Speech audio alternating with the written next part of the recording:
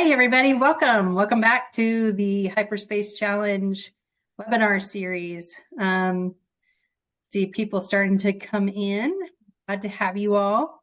Very excited about today's conversation, talking about what you should be looking for in an ecosystem as you're trying to decide where to branch out, where to locate your headquarters, things like that. I'm Kelly Stafford. I'm the interim program director for Hyperspace Challenge.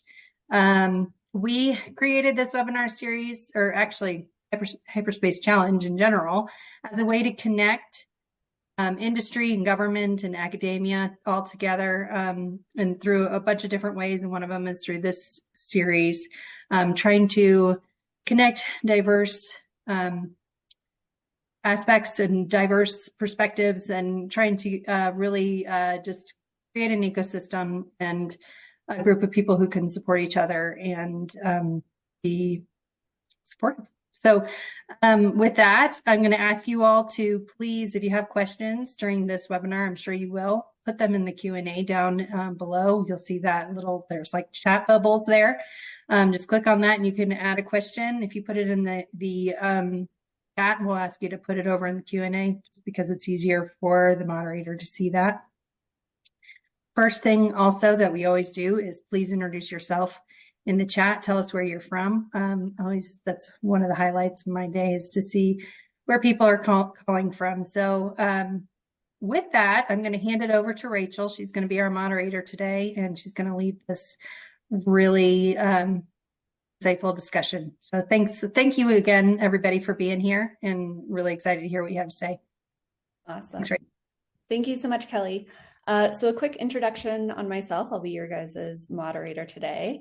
And we're talking about location, and we're talking about where to build headquarters. So a little geography background for me. I was born and raised in southern New Mexico, ended up heading to Palo Alto for school, did my bachelor's, master's, and almost PhD. Dr. Patton and I were just talking earlier about how the pressure's on for those of us that are all but dissertation here.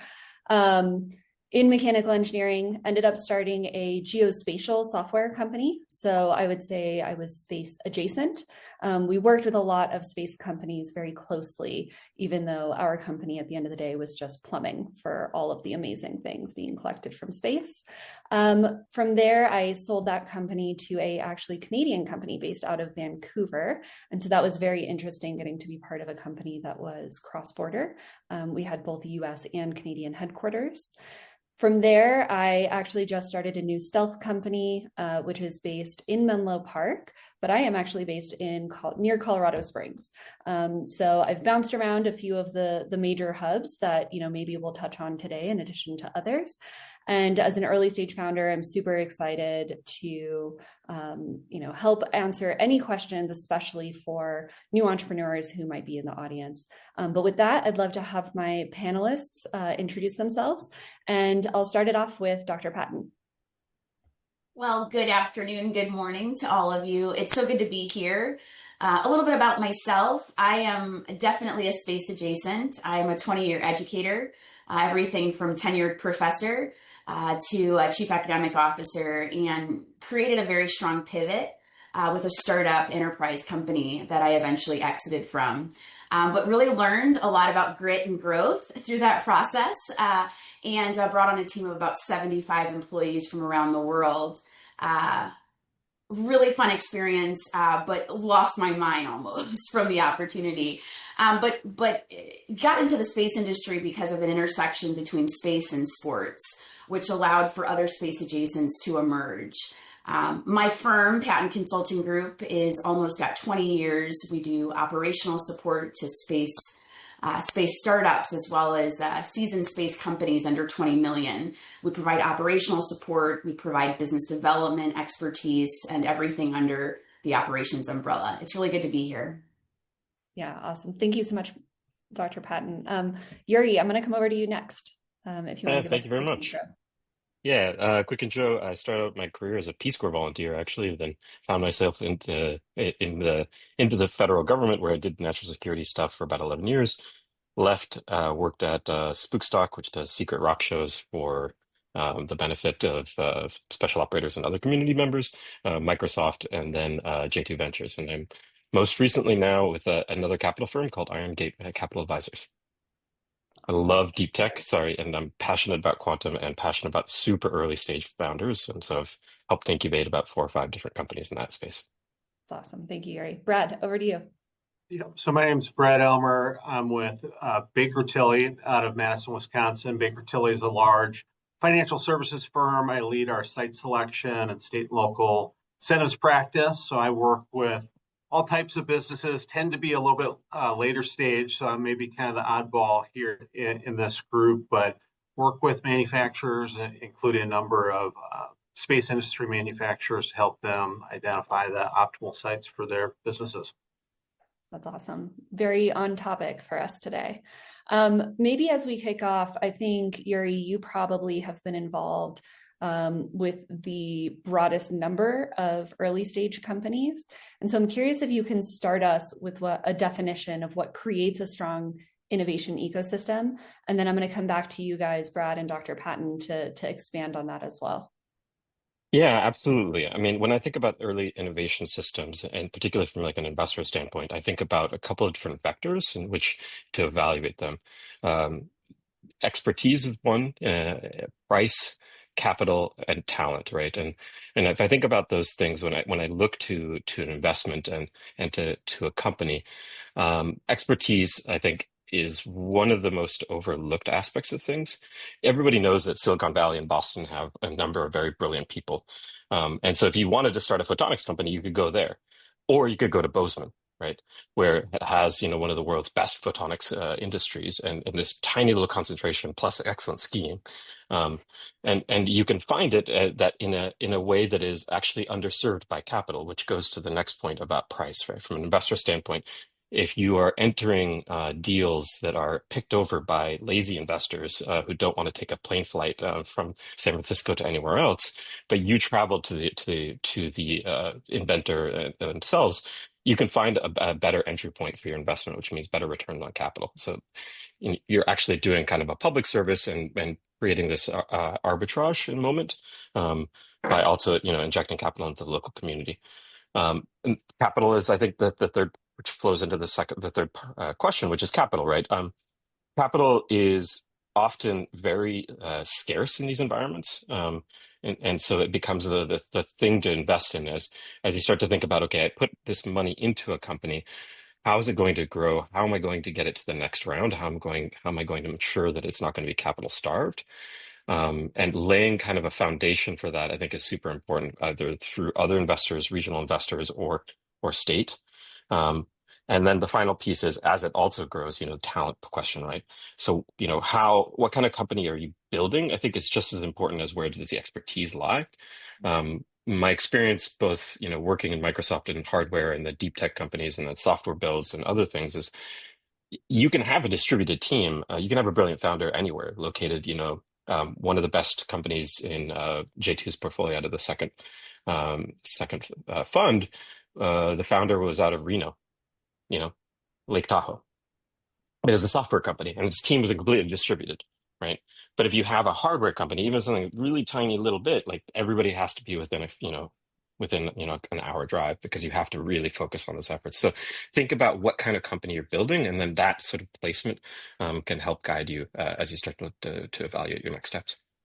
Yeah, Brad, maybe you can start expanding on that first.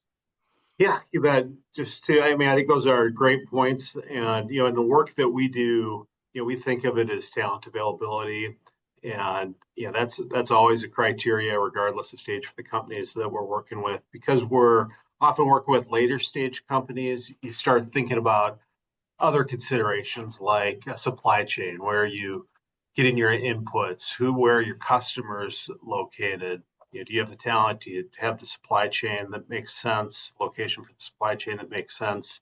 Utilities become a big piece of that, and so there's a lot of factors that come in later that might not necessarily be top of mind when you're a startup, but thinking ahead to those things, I think, is important too. And I like Yuri's point about where is the talent located? You're obviously in a very specialized industry here, and there's great universities across the country that are producing this talent. I'd say don't I'm maybe, and this is my bias being based in Madison, Wisconsin. We see a lot of companies that spin out of Midwestern universities, and there are opportunities there. And a lot of times, here in Madison, we had Orbitac, which exited to Sierra Nevada Corporation or Sierra Space.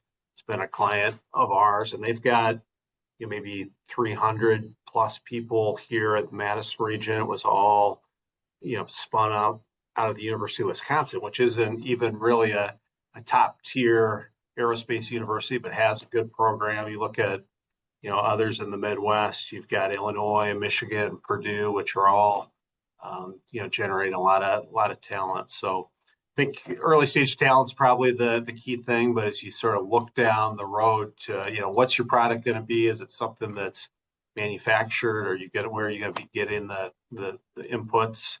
Where your customer is likely to be located, utility demands, quality of life. I think that kind of goes back to Yuri's point too. You've got very talented, high level employees, and they want to live in nice places. So you mentioned Bozeman. I'd put Madison in that category. A lot of those places out there. So yeah, awesome. Thank you.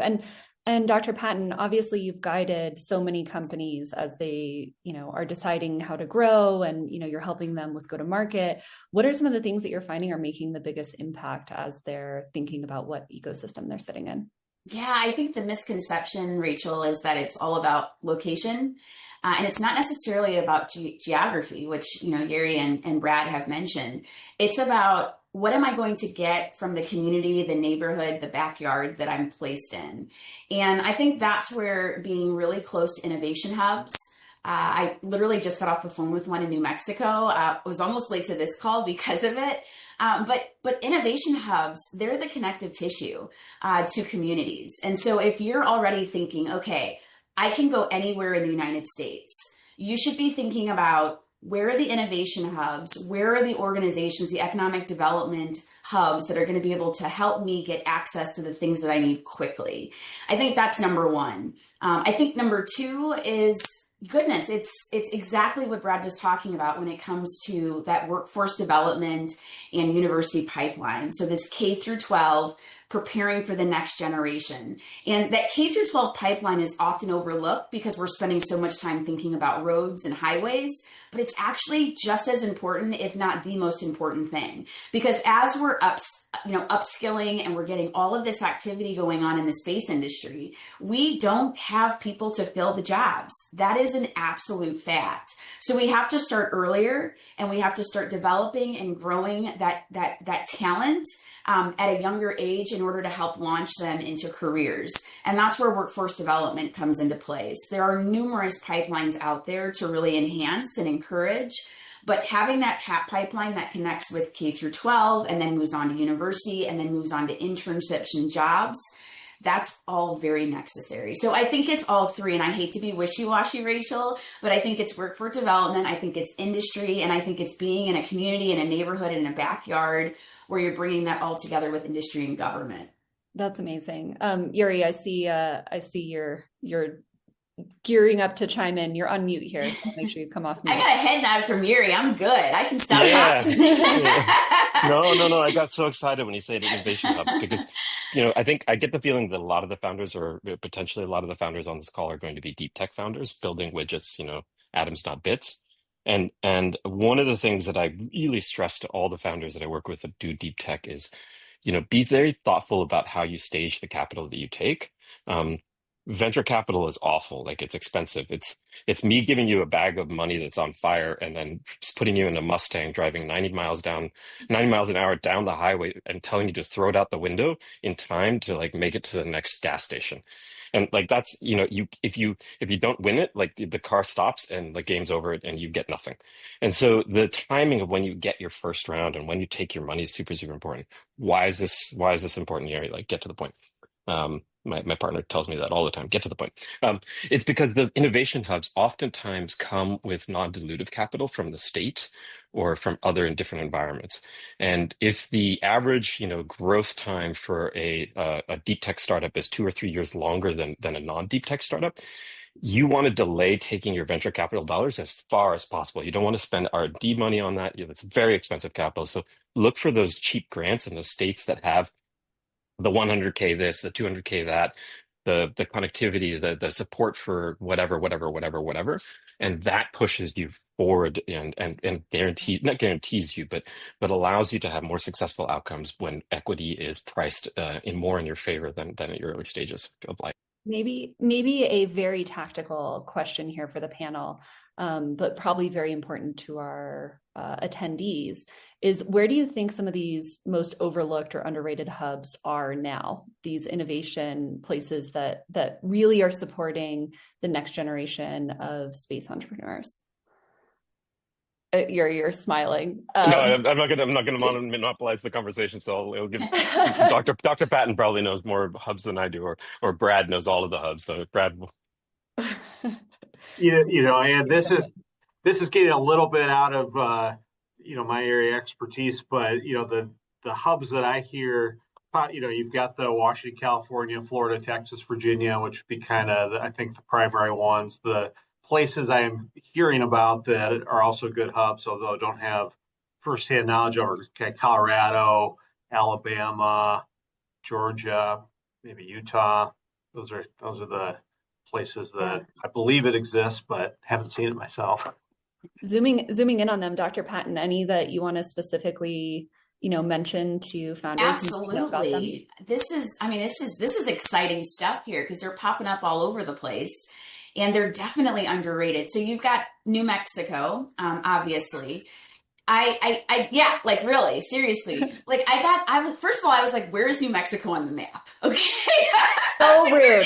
So rude. It's like this big, okay? But I got invited to a summit from Q Station out of New Mexico, which is Innovation Hub, connecting government and, oh gosh, so many crazy things. I could talk forever. There are innovation hubs, Rachel, on every single block. I'm being facetious, but they are all over the place in New Mexico. They have a launch port in New Mexico. They have weather for launches in New Mexico. There are so many great things that are being overlooked there because they're not loud about it. And when I was on the summit panel, I said, guys, I'm looking at the audience.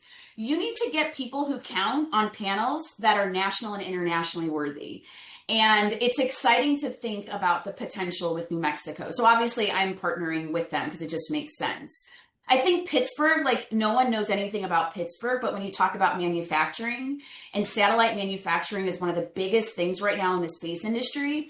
And the cool thing about it is all you need is a garage. I mean, I'm being condescending there. You need more than a garage, but you need a warehouse space. It doesn't need to be in a major hub. It doesn't have to be in a big city. It can just be a warehouse and you can transport those to the destinations they need to go to.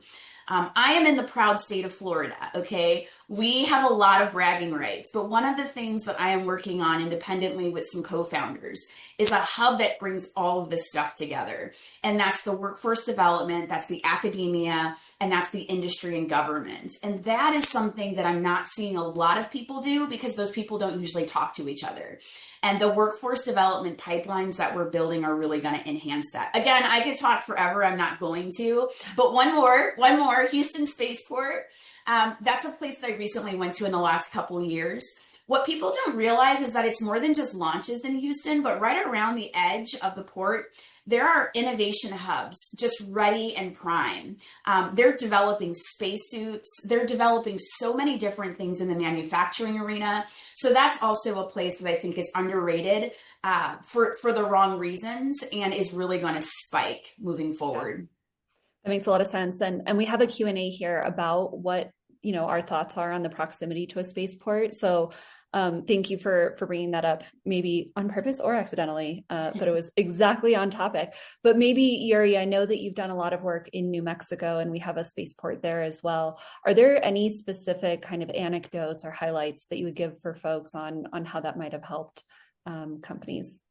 Yeah, I think that particularly your ability to access the talent and be at the center of all testing, right, and accelerate that testing cycle. I think that that is super critical when you talk about space companies and the proximity to spaceports. I'll give you an example. A friend of mine is in stealth incubating a space company that's coming out of national labs. And I'm helping him work on it. And all of that was done basically with like backyard materials, and on like dime shoestring budgets with national labs IP. And the only way that they could do it was the fact that they could just throw everything in the back of the truck and drive down to the spaceport and launch, right?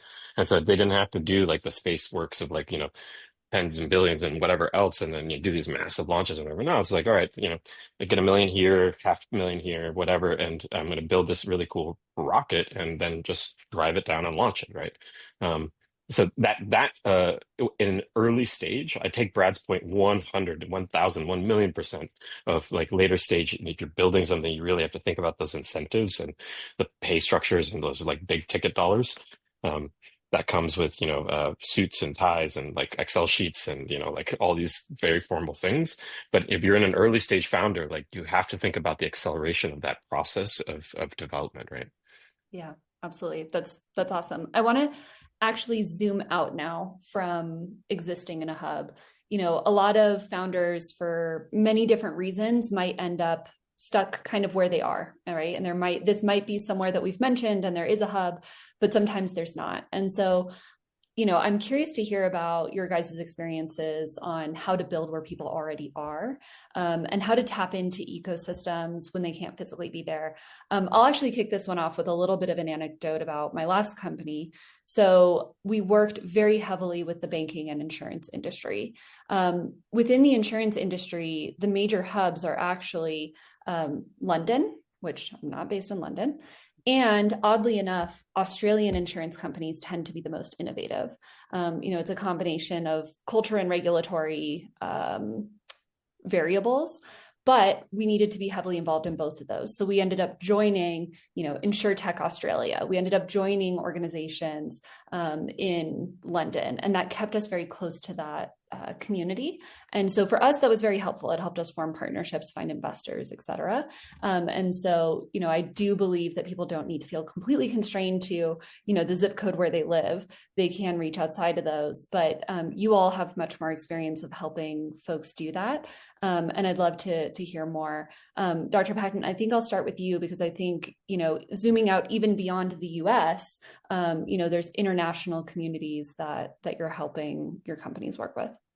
Absolutely. Yeah. One of the contracts that my firm was really blessed to get a hold of is with Spacecom Europe, which is doing very large space conferences in London and in Scotland. Both of those places make a lot of sense. Rachel, you honed in on London and Scotland. There's a port there, there's money there, and there's so much going on. But I think it's all about collaboration and partnerships. And I don't want to minimize the conversation or your question, but people, especially in the space industry, that don't have the ability to actively engage through a business development relationship. And I'm talking about just basic, like, communications 101, like how do you have a conversation with another human being and get them to align and then do the ask and then, okay, what are next steps? So that's really how I come along and support people, especially these founders that can't afford, which most of you are brand spanking new. You're lean, you're agile. You can't afford a business development person. You can't afford an operator. But what you can do is you can learn how to engage people, not sound like a boring founder that's just so excited about the work you're doing, but sound like someone that's trying to get an investment, that's trying to get an opportunity. And so those are the conversations that I'm having with people. And it's all around, how do I have a productive conversation with someone to get them to lean into what I'm doing? And I think that same value add is also what's connected to international partnerships, meeting the right people at the right time, attending the conferences and the events, the big, what I call space shows that are coming up real soon here. All of that is going to help you develop your company right where you are. And it's literally about chasing, the breadcrumbs. One breadcrumb leads here, another breadcrumb leads here, you pivot over here. I mean, this is not for the faint at heart. This is work, but you're in this because you're ready to build and you're positioned to build. So that's the conversations that I'm having. And I hope that aligns with your question, Rachel.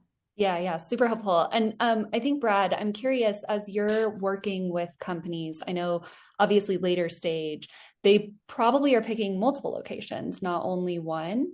But how are you, how do you help people think about, taking advantage of where they are, but then not losing out on maybe opportunities that are elsewhere and staying engaged in multiple ecosystems?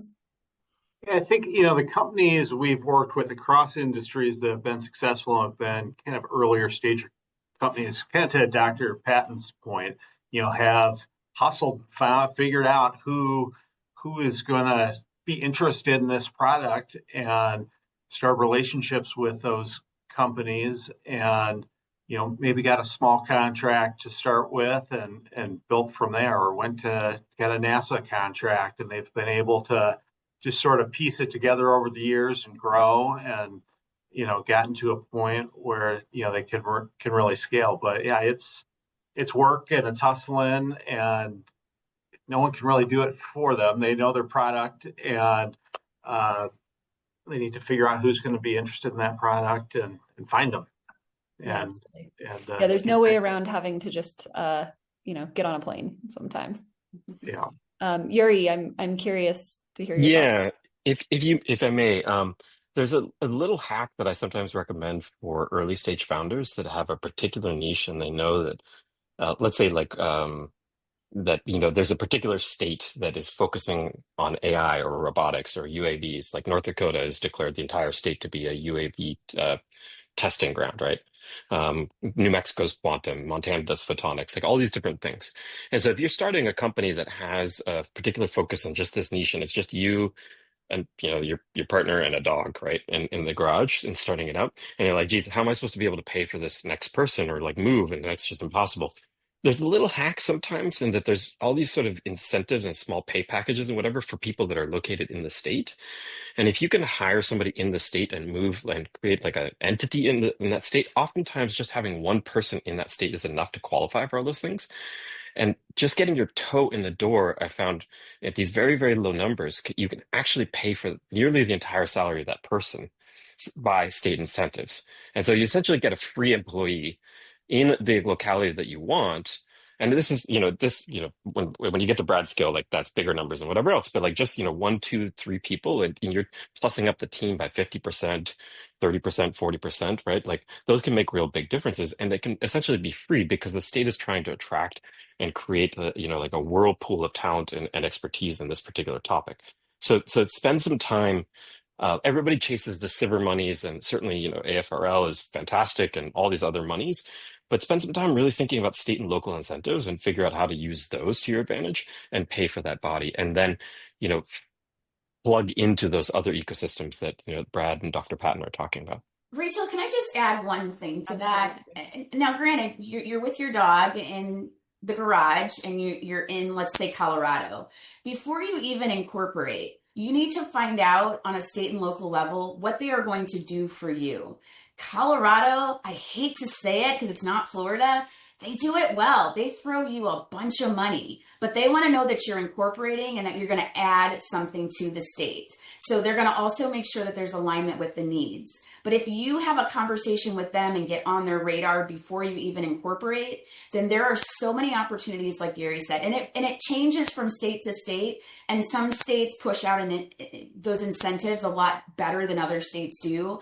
But there are a lot of resources on that state and local level. There's also infrastructure money. So if you need a building, if you need a big ribbon cutting so that you can get people out there and to see what you're doing and that social media presence, all of that is resources. It's not always about cash. It's also about the alignment with your branding that's going to be pushed out. So I just thought I would add that. Thank you. Yeah, I actually want to pull that thread a little bit more about, like Yuri mentioned and, Dr. Patton emphasized, there are ways of getting capital and incentives that can help fund your company. But there are a lot of things that, local, state, federal, do well on supporting early stage companies. What are some of the things that you guys have seen, either specific to, you know, locations that people may not know about, or more broad opportunities that, you know, founders often overlook? And I'll start, Brad, let's start from like very high level and then zoom in. And so Brad, we'll start with you from like, let's say that we're on our Series D, we're a big company, we're really starting to engage and think at a higher level. And then we'll zoom all the way down into the two folks in the garage with their dog. Sure. So, I mean, the state and local incentives are a big piece of what we do. I mean, it's kind of the end of the process that we go through. So when we're doing a site selection for a company, I mean, we're starting by sort of defining, you know, what's going to be most important to them. It could be labor, utilities, supply chain, quality of life, business climate, weather risk, all of those factors. And we kind of go through this whole desktop analysis, looking at mostly a data-driven analysis of what's going to be the optimal, you know, MSAs, say, for a project. But at the end of that, you know, we're narrowing it down to, you know, several states, number of sites, and going through a process of negotiating the state and local incentives for those. And they may be a different set of incentives than you and Dr. Patton are referring to that are very specific to startups or to the space industry.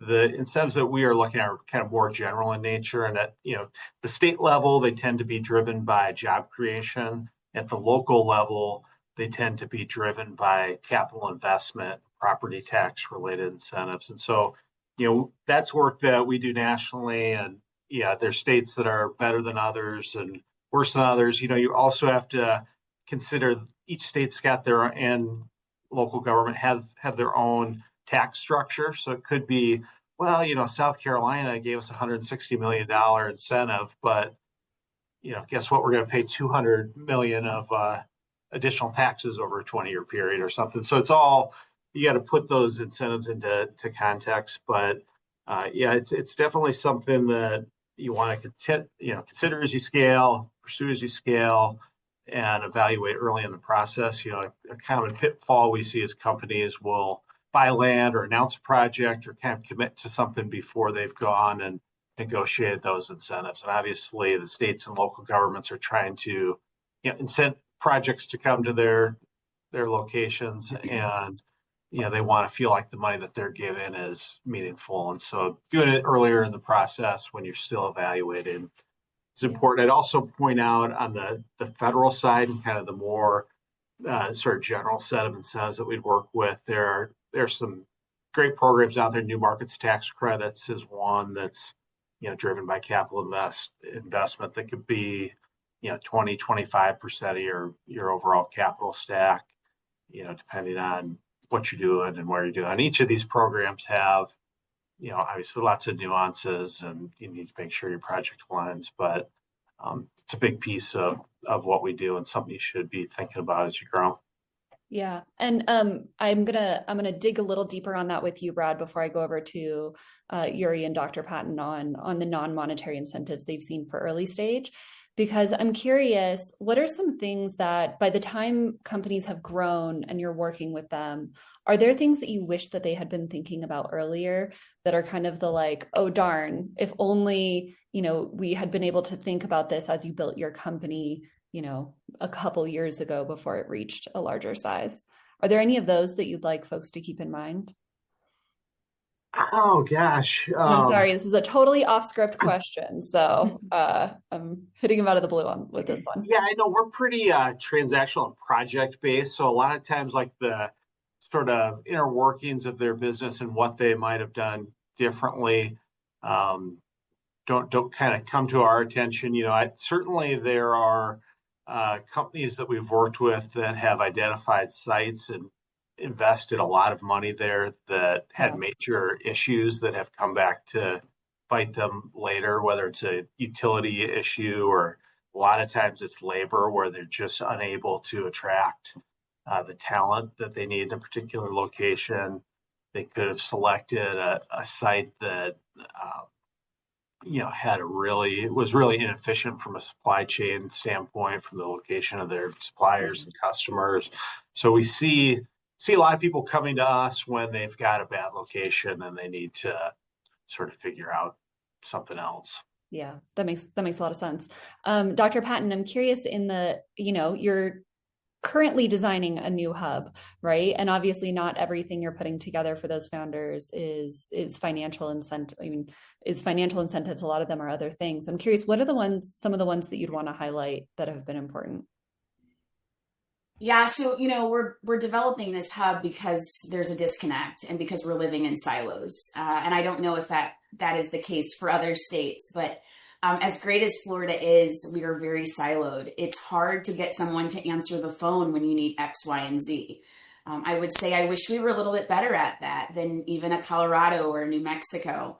But we're obnoxiously good at what we do when it comes to being the largest port in the world.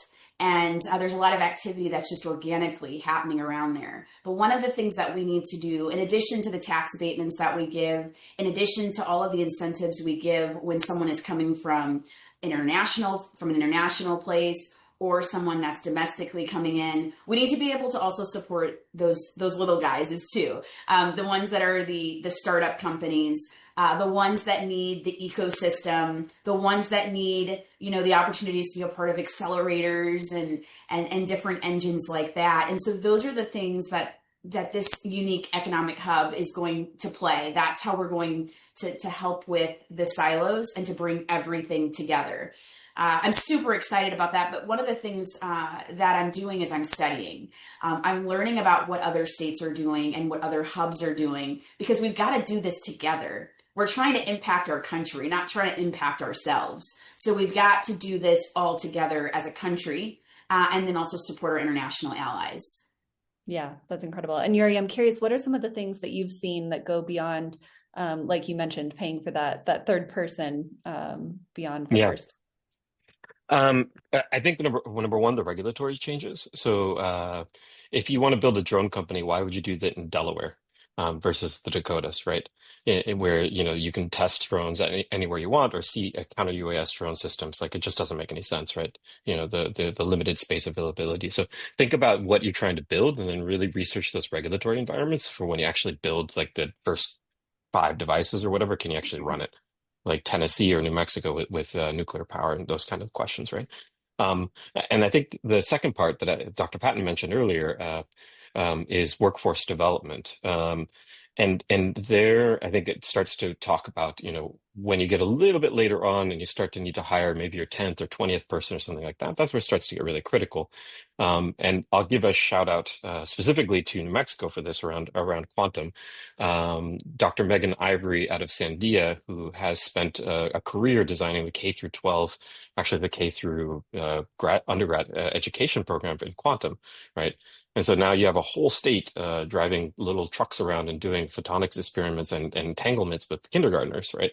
Like, all of a sudden, in the next generation of people are going to be, at least quantum native in a way that I think very few other states are doing that. And then in the more proximal time frame, CNM, Brian at CNM, who's just doing miracles, right? Here's a gentleman who retired from being a senior vice president at Intel, running all the fabs in the Americas, and now teaches at a technical college and educates, will triple a person's salary by taking them through an intense 12-week program, at the start of which they know basic algebra, and at the end of which they know how to be a quantum technician. And the types of companies that Brad and Dr. Patton are talking about that are a little bit larger, that need to go find a location, build a factory, and now they need the people to handle those very technical machines. Something like Brian's CNM experiment is just a dream, because he has this relationship with the state EDD and everybody else, where the companies come to him and say, I need 10 people 6 months from now. And he's like, okay, I got it. And he just goes down to this list of, the people on the wait list, and he trains them. And then, 6 months later, here come your technicians, right? So those are a few of those incentives to really think about, right? Yeah, that's amazing. I can't wait to enroll my kids in those programs. It'll be amazing. So I want to give the audience a heads up that we are 5 minutes away from Q&A. So if you're starting to think about questions, please feel free to start populating the Q&A, and we'll move to those next. But I actually want to end our my questions with one that is pretty rosy, which is, let's imagine a entrepreneur in 2030 and they have the perfect ecosystem around them to succeed and ensure that their technology and innovations are actually impactful. What would you characterize that ecosystem would look like? And I'll start with you, Brad, because I think you're always thinking at the later stages, and so I'll let you take a wild guess of what you think that entrepreneur would need, and then Dr. Patton and Yuri will move to you guys next on what your dreams are there for them.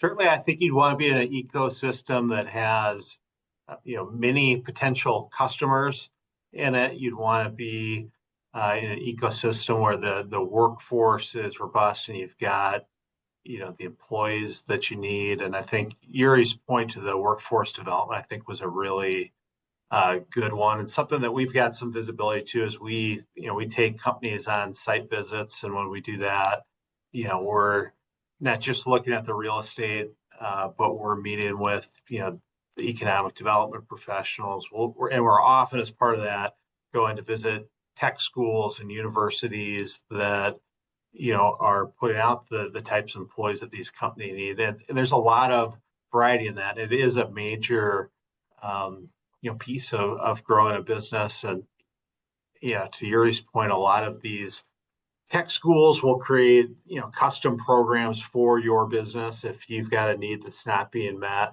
Even purchase the equipment that you would have in your facility and train employees on that. They've got some of it's grants, but a lot of it's just that non-financial, being willing to work with you. So I think having a workforce that you can grow with, and having customers and colleagues that you can collaborate with, I think would be the most important things. Yeah, that's wonderful. Thank you, Brad. Dr. Patton. So first off, I've got to put a disclaimer out here. There's got to be a rule against Yuri stealing all of my sound bites. I mean, come on. I've got the workforce thunder here, okay? I was on a call with Brian and Kyle just last week, Yuri, because when I had a chance to go up to New Mexico, that was one of the places I toured. I about lost my freaking mind. It just blew my mind that this existed, and nobody on my side of the world even knew about it. And that's the way I'm reimagining that perfect ecosystem. I hate to be redundant, but I want Brian and Kyle in our economic development hub in Florida on the Space Coast. I want it right there because I want people to easily be able to access it so that they have what they need to move forward. And I don't want it to just be Floridians. I want it to be the world because I think where we're uniquely located, we are the gateway. With the port there and with the economic development opportunities and the abatements for the land. We have lots of land over there. I think there's a lot of opportunity. I also see us prioritizing, and this is not just because I'm an academic, but I see us prioritizing for the first time ever in the world, ever in the time. Let's prioritize universities. Let's prioritize K through 12. Let's amplify what they're doing so that we can maximize the potential that we have in this next generation. There are some really neat programs going on right here in the Space Coast. I'm going to highlight Merritt Island High School, which is about 3 miles from the port. And right now they've taken resources from DOE and they're putting all sorts of space-infused programs right there in their school where kids are going to just have the opportunity to work on those things and they'll be ready for a job or internship after they graduate from high school. That's a perfect ecosystem. And then our industry partners need to stop just doing life with themselves. They need to get out and they need to do life with university presidents, with chancellors, with principals, with superintendents, and they also need to do life with Career Builder and the workforce development companies of this next generation. Long answer, but I think we all have to work together because we're not going to be able to do it if we don't.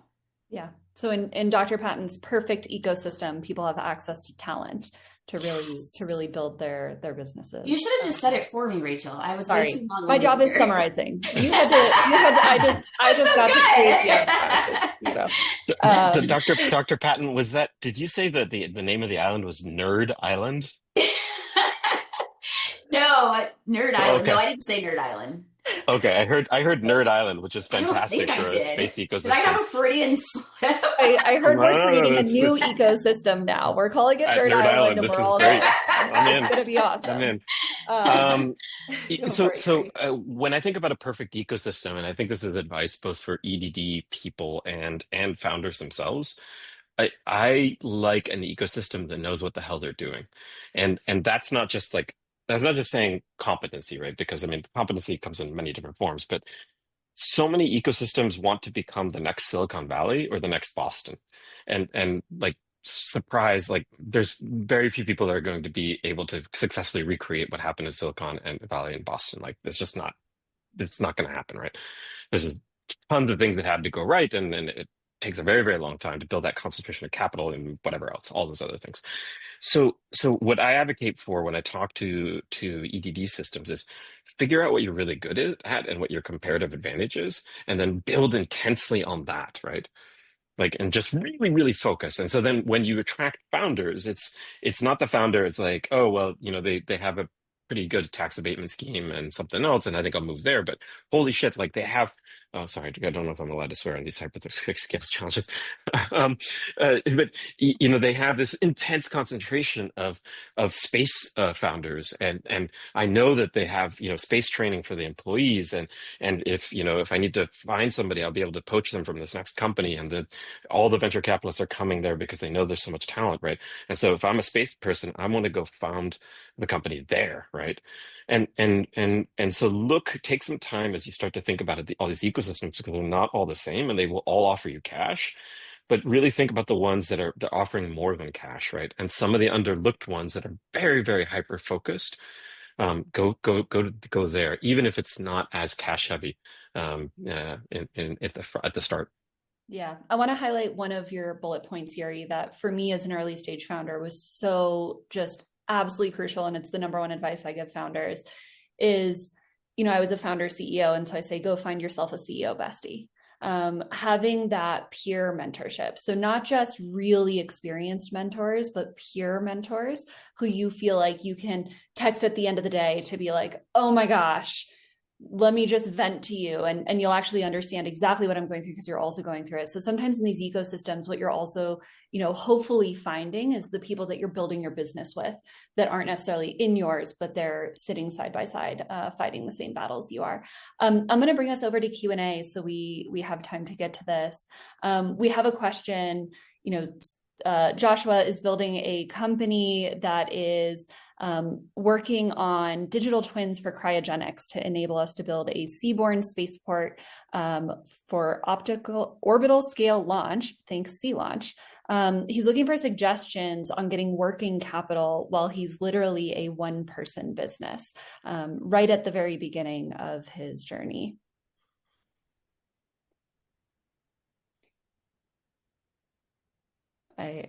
I'm looking at all three of you. Yuri, I think I'll start with you, actually. Yeah. So that was a lot of words, and I think I understood like two of them, right? Focus on the question. The question is, I'm a one-person company working on cutting-edge technology. Tell me what he does. I probably butchered it. No.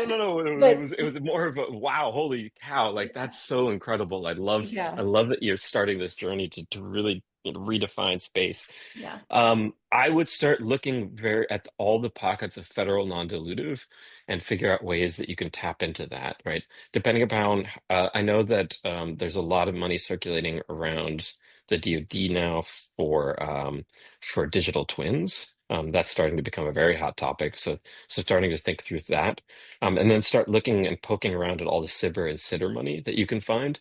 SBIRs is obviously federal money for small businesses. STTRs is through universities, and so if you can find a university professor or something like that to partner with to help you kickstart this, Those are Yeah, the he two places mentioned that I would look. he's a Florida company working UCF toward an STTR. So There we starting go. along that path. I would also look at DARPA, potentially the cryogenics piece, and they do some like strange space plays, as well as like, of course, AFRL and Hyperspace and all the other folks. Yeah, I'll mention when I first started my company, the first thing I did was apply for a ton of SBIRs to get our very first prototypes built. And it was a crucial part of our process. If I may, one last Yeah. little plug. There are a ton of not SIBR shops, but SIBR help grant writer people places. They're of varying quality. The one thing that I will say to all early stage founders is make sure the incentives are aligned. I tend to not trust SBIR mills, not mills, but SBIR assistance programs that charge for a monthly retainer, because then they can just do nothing and they still get their income. So find one that maybe has a larger upside cost or a success fee, but has just a one-time retainer, and so they only eat when you eat, and those incentives are then aligned. Yeah, it's a great recommendation, Yuri. I'm gonna keep running us through these because we have quite a few. Well, we have a couple more, and I know we're getting close to time. I saw Kelly briefly come off mute to probably remind me that we're coming up on time. For dual use founders who have a clearance, one of the things that can be a huge hurdle is access to a SCIF for specific work that they want to do. They're curious if we know of or have any recommendations on innovation hubs that have partnerships that give SCIF access. Dr. Patton, I see you nodding, and so I'll take it over to you. Yeah, and this is not an endorsement. I just want to put that disclaimer out there. But I'm having conversation with a company called Nooks, who the meeting that I have with them next week needs to go well because I just plugged them, okay? but we are actually trying to put Nooks in our innovation hub, and they have incentives for economic development organizations that want to partner with them. But what I love mostly about them, and I think you're going to start seeing this a lot more as we get more innovative in how we develop and create SCIF opportunities, is the fact that they're part of a national and international type of portal. So if someone in Italy wanted to find out if there was a Nook available at my economic development hub, they could just go on the website, they can reserve it, they can pay their money, and then they show up and they get in. The way that another thing that I like about Nooks is the fact that they've got different types of usage points for the SCIF opportunities. So, very, very classified versus just rental opportunities for office space. So a couple different situations. It's hard to find SCIFs, but if this new enterprise works out and does a good job, I think it could be a game changer. Yeah, one other one that I'll throw out there that our company used is sometimes you can even put SCIF access into a CRADA, like a creative research and development agreement. And that way then your sponsor who's giving you that space isn't necessarily having to pay you for some sort of contract, but it allows you to share those things. I'm going to jump to this last one, which admittedly I do not understand, but I will read it out, and hopefully Yuri, you'll understand it because it's directed to you. And then I believe after this one we'll have to wrap, so we'll flow straight from that into maybe some last remarks, and then Kelly, please let me know if there's anything I'm missing here at the end. Judd says, Yuri mentioned the need for certifications for the workers. Can you talk more about the types of classes that would be helpful / difficult to find? Do they need to be formal CEUs, professional continuing education certificates, include hands-on labs, ? And then he references NASA STD 8739, ESD safe to make critical item, etc. This is me pointing in my screen towards Dr. Patton, who she's not over. She's over there. You're pointing the wrong workforce direction. Development issues. I can take a stab at it while Yuri's like, no, I am so development. guilty. I'm caught picking my nose. I'm texting Josh right now because I'm trying to follow up. I'm like, dude, I'm on the board at UCF. You need to contact me. So can you please repeat the question? No, it's all good. Yuri, yeah. Please dive in a little bit more about I'll start a little. Certifications and training pipeline. Yeah, I think that I am ill-served to talk about that outside of, photonics, maybe microelectronics and quantum, right? Because those are spaces that I think about a lot. And so I think that really is focused on whatever industry that you are like you're creating your company into, and that's going to determine the kinds of certifications that are going to need to be had. I do think that part of the beauty, however, of what Brian teaches at CNM is that I think it comes out with like a certificate or something like that, but it's not an associate's degree. It's literally a 12-week program. And it's, how he has designed it is to meet what he knows to be the minimum standards for working on a line, or like in an IoT setting, or in a clean room, or in a quantum and photonics setting. And so I think that certificates are nice and all of those things are nice, but if you find somebody like Brian who can take someone and just say, hey, this is what it takes to be able to work on these machines, and distills down 20, 30 years of experience and expertise from all the other machinists who had this done, like that's enough. And his approach, I think, is pretty revolutionary, because it's a way. Everybody talks about workforce development and like, okay, we're going to go K through 12 or whatever. He's taking it in 12 weeks, right?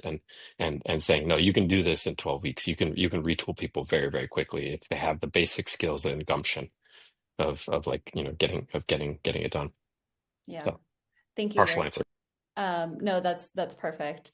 I want to give everybody a chance for maybe 1 minute of kind of last remarks for our audience members who are thinking about what ecosystems and what opportunities to take advantage of. And so I'll start that, Brad, with you on any last thoughts that you want people to keep in mind as they're thinking about all things location, and maybe a few words of inspiration for folks as well.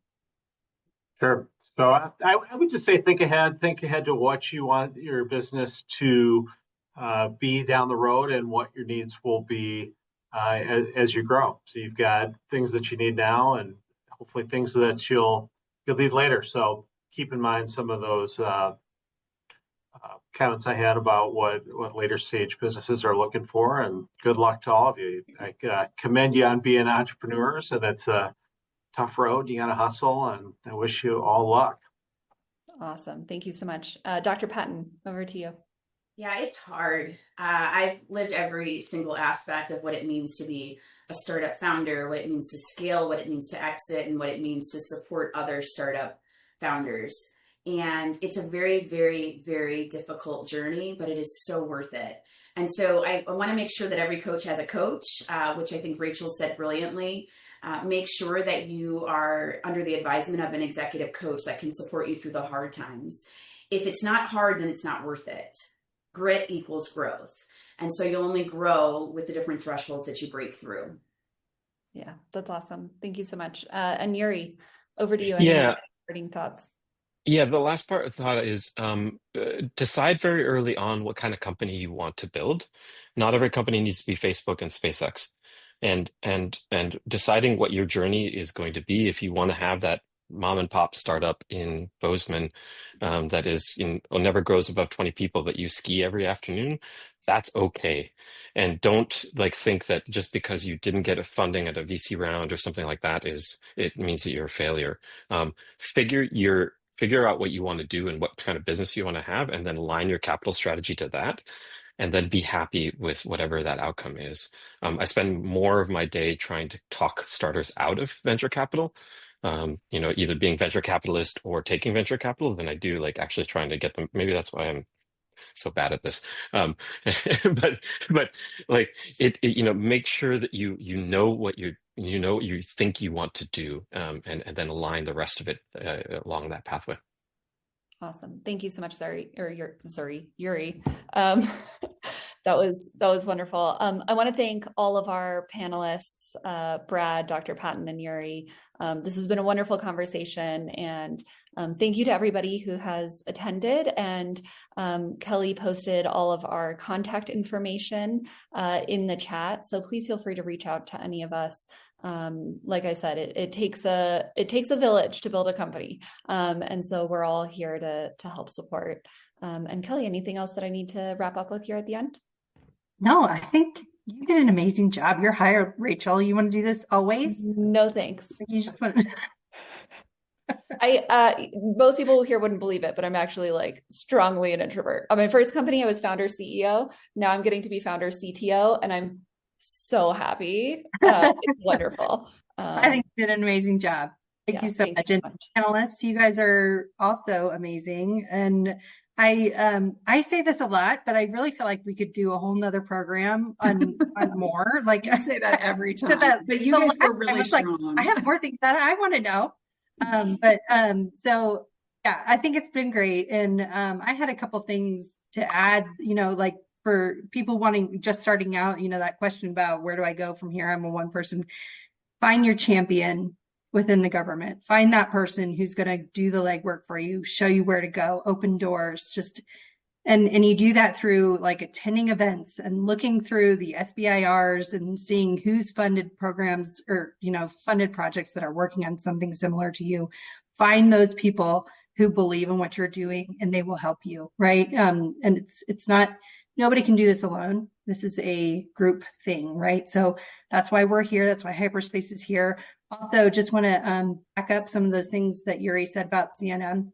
I am employed by CNM. I am a space accelerator and I am employed by CNM. They do amazing things.